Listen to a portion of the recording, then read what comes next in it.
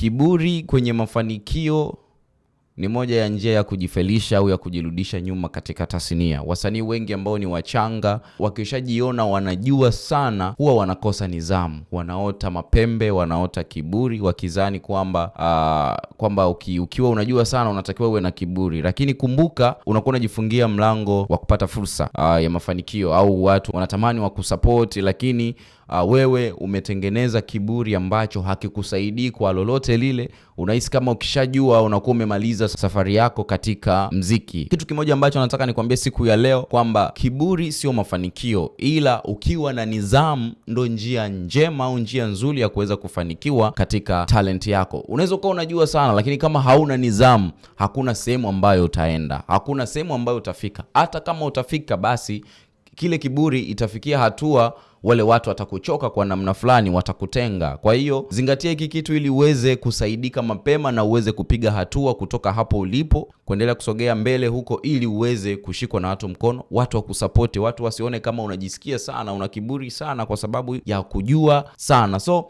make sure unakuwa na nidhamu katika industry yako, katika kipaji chako, katika career yako. Kama unaimba, unaigiza, sio unafanya nini, chochote kile, weka nidhamu, then utaona mafanikio ambayo yanafunguka haraka, kwa sababu utakuwa umetumia njia ambayo ni sahihi, ambayo kila mtu anaweza akakuface, akawekeza, akasupport, ukapata management, ukapewa labda project kubwa za kufanya, watu wakawekeza zaidi na zaidi. Yes, naitwa Mr. Face. Usiache kunifuatilia Instagram, TikTok pamoja na Facebook. And that was my time.